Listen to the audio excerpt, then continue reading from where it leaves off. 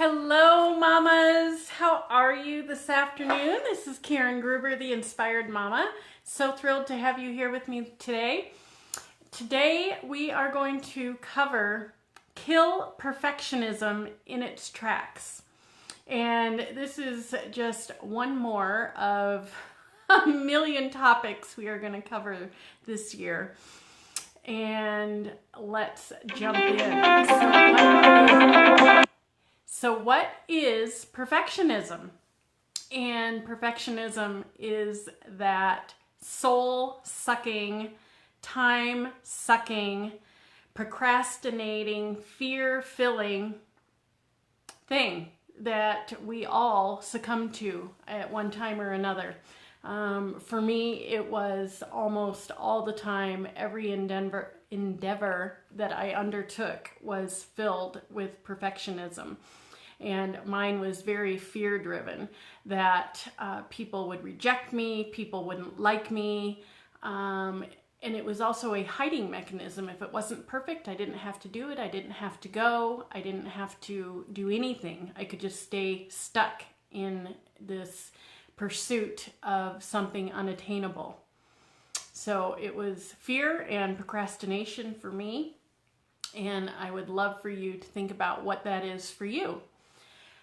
So now that we're here and jumping in, let's take just a moment to take a deep breath and get settled so that we can really hear and talk about what's happening and what's going on with this. I get so excited when I get on camera. But the breathing feels really good. So what is perfectionism to you? And I also wanted to talk about why this is important. And why it's important is because it affects every aspect of your life. It impacts your health. It impacts, as you can imagine, your stress. The stress levels just go sky high when we're pursuing this idea and this concept of perfectionism. And the one thing that I didn't realize when I was really deep in it was how it was affecting my child and what that impact was. And once I saw what was happening there, I realized I have got to get a grip on this. Because what it was teaching my child was that she couldn't make a mistake. Now, I never said that to her, but she was seeing what I was doing and how I was reacting and not allowing myself to make a mistake. And so in her mind, it was not okay to make a mistake. So I was generating a mini me in the perfectionism area, which is not at all what I wanted to gift to my child. And so this was the one thing that really tripped it. It was like, oh my gosh, I need to fix this, and I want to fix this now, because that is not how I want my daughter to live and perpetuate the same negative cycle.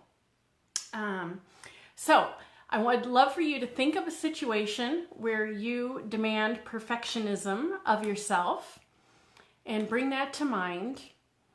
And I will use one of mine as a example that you can walk through, and you can use yours as we walk through this. So mine is these videos, and my perfectionism that was holding me back was thinking, oh, I need this cool intro with great music and a cool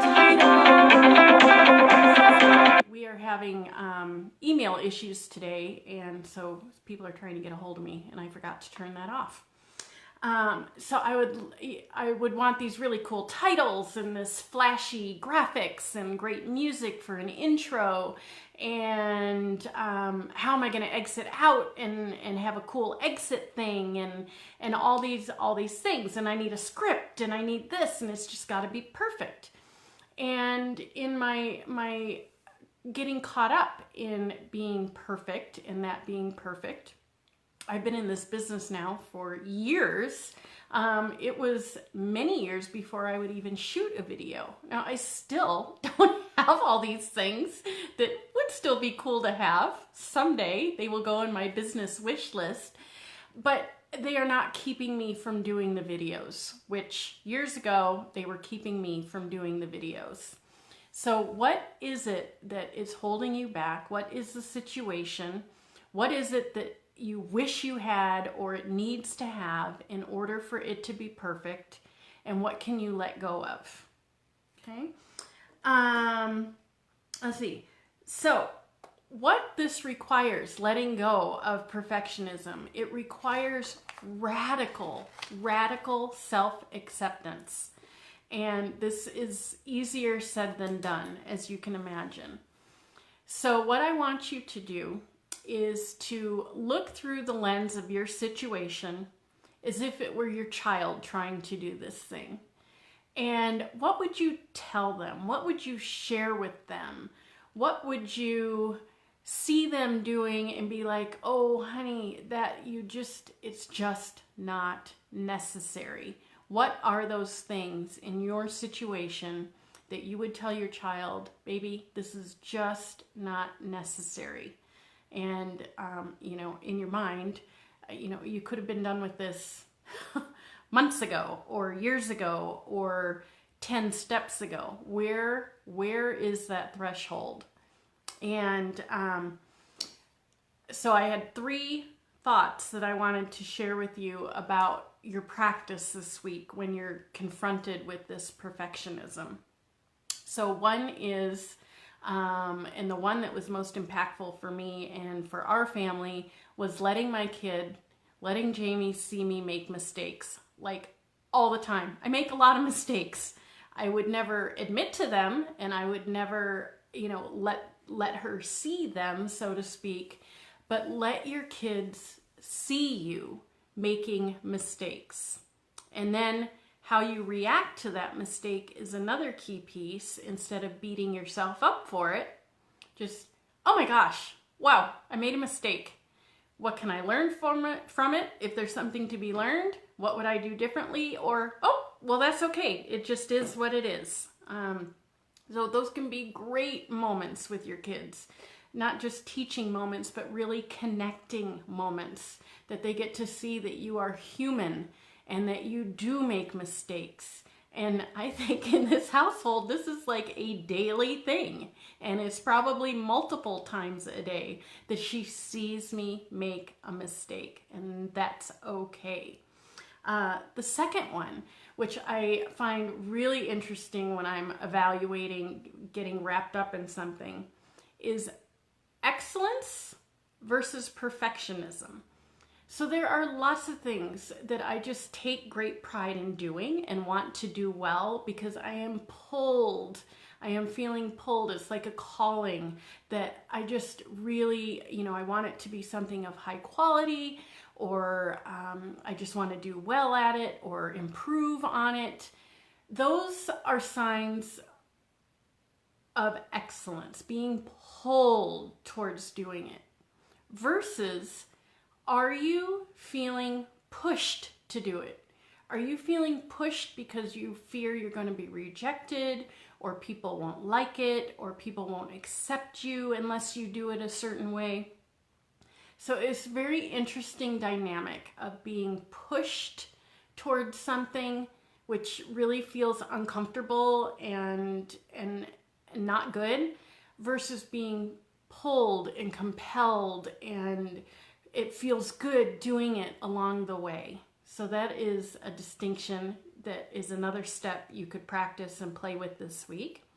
And the third one is, I alluded to it with the child example, where is the good enough threshold? Like, there are just some things that don't warrant the time, the energy, the emotion that we give them. What is the good enough threshold? Where can you just be done? And that is good enough, right? So those are 3 things. So we have let your kids see you make mistakes, talk about them. 2, feel into it. Is it a push dynamic or a pull dynamic? And 3rd, where is the good enough threshold? Okay, so those are things to play with. And I have 2 questions for you this week, which I will post in the comments when we're done here. One is, in what areas of my life do I expect perfectionism? So you could jot down some thoughts around that. Again, in what areas of my life do I expect perfectionism? And 2, identify one stressful situation which I will release my perfectionism. Okay? Identify one. I know there's more, but pick one. Identify one stressful situation where I will release perfectionism. And post those in our group so we can cheer you on and support you and help you. This is a big one, perfectionism. I still slip into it, and it is big, and it is very destructive and unhelpful. So we're going to unwrap this and try different practices to get ourselves out of this cycle.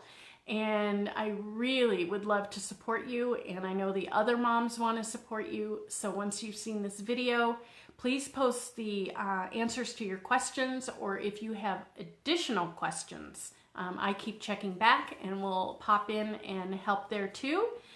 And thank you again for being here this week. This is so fun. I love the interaction with the group. So thank you for being here. Thank you for watching the video, and post your questions and your responses in the comments, and we'll keep this going throughout the week. Big love to you, Mama. Bye.